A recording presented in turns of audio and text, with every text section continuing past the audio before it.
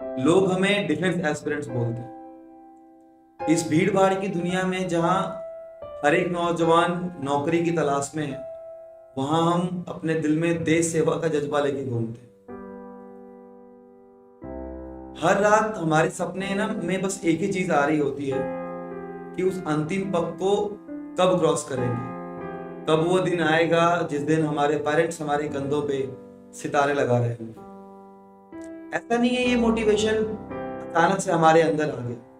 हम में से कुछ लोगों ने ये सपना बचपन में देखा था, कुछ ने स्कूल में और कुछ ने कॉलेज में।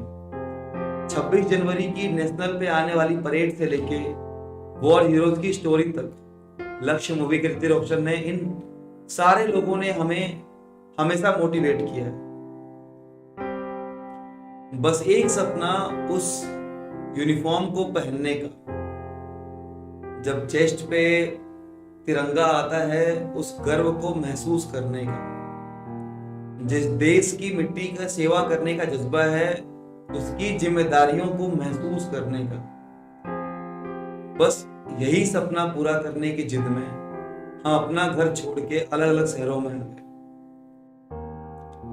सपना तो देख लिया, जब पूरा करने निकले तो एफकेट, सीडीएस, इंडिया जैसे अनेकों विचित्र नाम पहली बार लाइफ में सुने। तब समझ में आया कि कंपटीशन यहाँ कितना तगड़ा है। चलो पढ़ लिख के एग्जाम तो फिर भी निकाल ले, लेकिन ये 5 दिन की एसएसबी एक पंचवर्षीय योजना की तरह लगती है।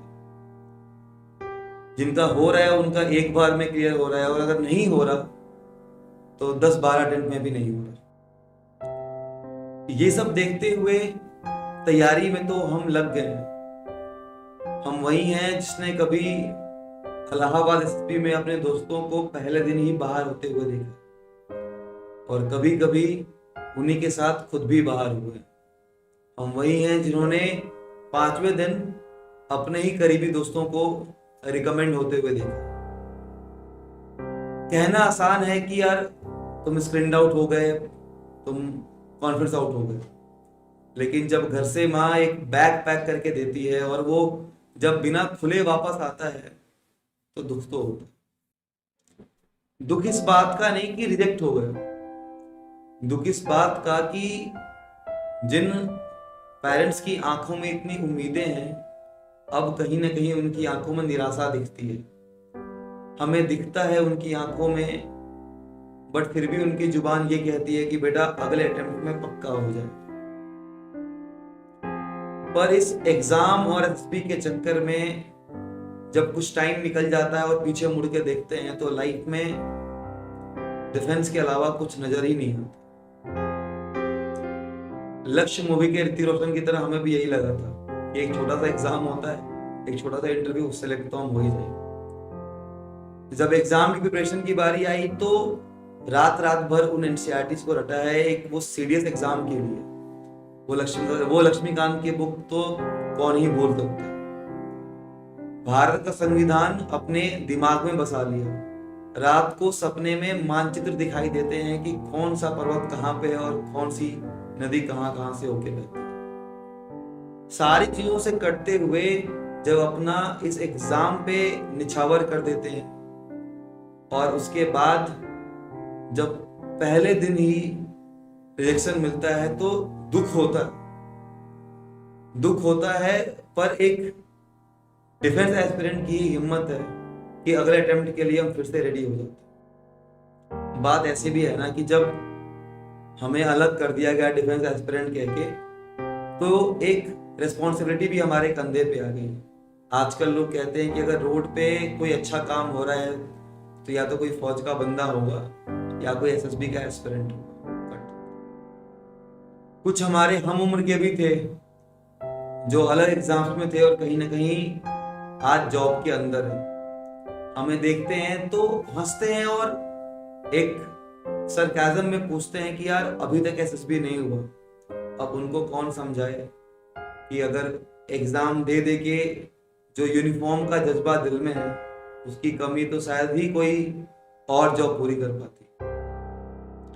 उन्हें ऐसा लगता है कि हम एसएसबी देने जाते हैं, इलाहाबाद, भोपाल, कपूरथला, सारी जगह पे घूम रहे हैं, उन्हें नहीं पता कि जब 5वें दिन अगर कॉन्फ्रेंस आउट हो गए तो अगले 1 हफ्ते बस हमारे सपने में यही चलता है कि काश उस कॉन्फ्रेंस वाले दिन हमारा चेस्ट नंबर बोल दिया।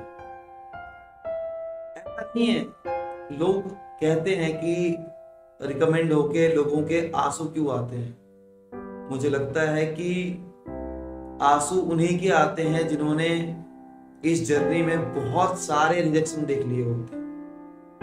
और आखिर क्यों ना है, जिस चीज के लिए सब कुछ छोड़ा, जिस चीज के लिए इतना लगाव रहा, अगर वो फाइनली हमें मिलते हुए दिखती है तो आंसू क्यों ना है।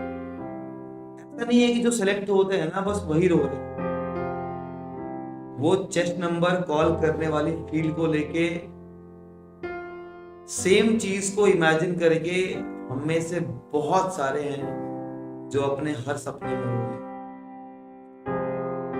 5-6 अटेम्प्ट जब बीत जाते हैं ना तो फिर घर वाले भी बोल देते हैं कि बेटा किसी और एग्जाम की तैयारी कर लो, शायद ये चीज आपके लिए नहीं बनी। यार दिल में बहुत आस होती है कि बस एक बार और बोल दूं कि ये मम्मी एक अटेम्प्ट और, पापा बस एक लास्ट अटेम्प्ट और।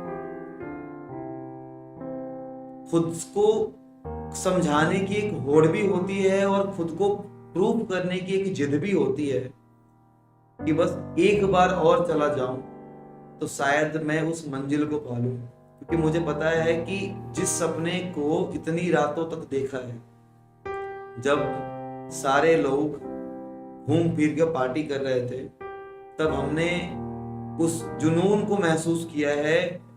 कितनी रातें बिताई हैं उस मोटिवेशन के साथ वॉर हीरोज की स्टोरी पढ़ के।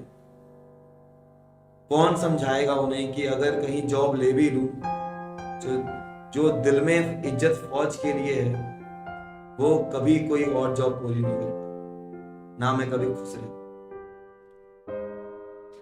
रिजेक्शन पे कोई अगर सवाल करे और हम जवाब दे तो लोगों को लगता है कि बहाना है। कोई ये कभी नहीं पूछता कि क्या चीजें हमारे साथ होके गुजरी, किन चीजों से हम गुजरे, हम क्या चाहते थे, क्या हमने अपनी पूरी मेहनत नहीं की। कोई आता है और हमारे एफर्ट्स पे क्वेश्चन मार्क लगा के चला जाता है। देखो मोटिवेशन वहां भी टूटता है, लेकिन हमें लोग क्या डिफेंस एस्पिरेंट्स कहते हैं, तो हम कभी डिमोटिवेट हो ही नहीं सकते। बात यहाँ वैसे भी मोटिवेट या डिमोटिवेट होने की नहीं है। जब सपना यूनिफॉर्म का देखा है तो खुद को एक फौजी इमेजिन भी किया है। क्या होता है काम, फौजी का काम लड़ना ही तो होता है। तो अपनी सिचुएशन से भी हम लड़ ही रहे हैं।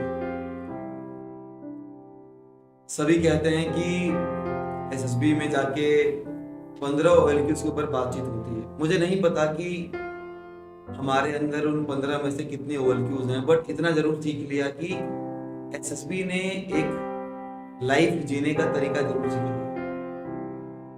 लोग कहते हैं कि जो इंसान एसएसबी देने के पहले होता है ना, एसएसबी देने के बाद थोड़ा बदल जाता है। हमने इस चीज को महसूस किया। वो बदलाव अपने पहले अटेम्प्ट से लेके लास्ट तक इस चीज को अपने अंदर महसूस करके देखे। ये सारी कहानी ना तब भी चल रही होती है जब तक कि सबसे बड़ी बाधा जो फाइनेंशियल इश्यूज होते हैं ना, वो नहीं टकराते। एसएसबी जाने का मतलब कहीं ये भी नहीं होता कि बस बैग उठाया और चल दिए। उस 5 दिन की पंचवर्षीय योजना के लिए हर एक डिफेंस एस्पिरेंट कम से कम 3 टिकट लेके जाता। अगर पहले दिन वापस आ गए तो पहले टिकट, अगर 5वें दिन वापस आ गए तो उस दिन के टिकट, या अगर फाइनली पास हो गए तो उसके अंतिम दिन के टिकट। इन सब के अलावा भी जब बहुत सारे अटेम्प्ट में घर से पैसे लेने छोड़ देते हैं तो कभी दोस्तों से मांग के, कभी खुद की पॉकेट मनी सेव करके एसएसबी देने जरूर जाते हैं, एक उम्मीद के साथ कि इस बार जरूर हो जाएगा। यही उम्मीद दिल में आज भी जिंदा है। जो सपना हर रात हमने देखा है अंतिम पग को पार करने का, एक दिन उस अंतिम पग को जरूर पार करेंगे। जिन पेरेंट्स को सपने में इमेजिन करा है अपने कंधों पे सितारे लगाते हुए, एक दिन ये हकीकत भी होगा। बस इसी उम्मीद में अगले अटेम्प्ट की तैयारी फिर उसी जोश से, उसी जज्बे के साथ फिर से करते हैं। Thank you so much Anjali.